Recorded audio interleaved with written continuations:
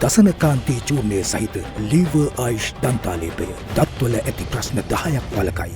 What do you observe here and what brings you at this juncture? This trip really is motivated by the gravity of Sri Lanka's economic crisis. It's a particularly difficult time because it's the end of the beginning, moving out of one phase into a new set of economic reforms, political reforms as well, which need to accompany the economic. This is a period where there is still, great sacrifice that lies ahead in order for the country to get back on a more stable economic footing. And so President Biden asked me to come and to see up close, what more the United States can do. And this is a time if we could combine more global solidarity with domestic solidarity, where political divisions can give way to some unity to get through this really difficult time and get these reforms on track, then, one can see Sri Lanka getting to the other side. In terms of reforms, what have you discussed with the president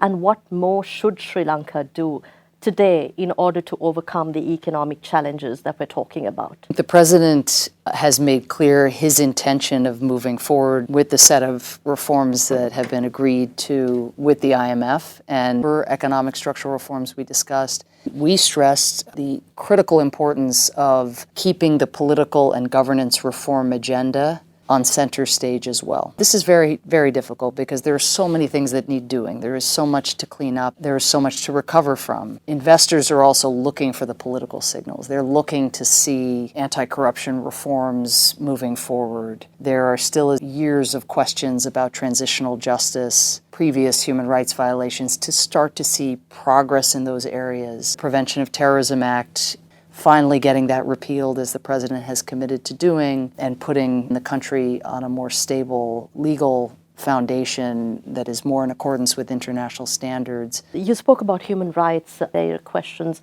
why Sri Lanka is not allowed to do what Sri Lanka can, to be able to present with what Sri Lanka can within our own means. The hope has always been that the momentum for looking into past allegations of human rights violations, for tracking down missing persons and giving families who've lost loved ones closure, that momentum would come from within. And it has. There would never have been a Human Rights Council resolution in the first place, but every time something is set up here, it seems like something else gets in the way. So to be clear, it's very much within Sri Lanka's sovereign control to shape the form of transitional justice that takes hold here. What the Human Rights Council offers is a whole host of technical expertise. The China factor has been a massive concern for the US and India as well when we talk about Sri Lanka's reliance on China. So how concerned are you now after your conversations with the Sri Lankan parties and also in terms of IMF negotiations going forward, especially in terms of Sri Lanka's economic sovereignty and security? All players in the international system should wish to see countries becoming more independent, not more dependent. Debt, unfortunately, is a form of dependence because you are reliant on the people from whom you have borrowed in moments like this, especially when you're not able to pay back your debt in the near term. You're reliant on them making adjustments and being persuadable. That's not a good feeling. Certainly not a good feeling, for a nation finds itself suffering significant debt distress. We believe all countries have an opportunity to stand with Sri Lanka at this vulnerable moment. Sri Lankans will remember, probably for generations, those of us who are creditors. The U.S. is a creditor as well and a member of the Paris Club. Were we willing to roll up our sleeves and work with Sri Lanka in support the country on its road out of this crisis? And we would hope the People's Republic of China and that all other creditors would do the same. Especially with the IMF and in terms of potential negotiations with the creditors.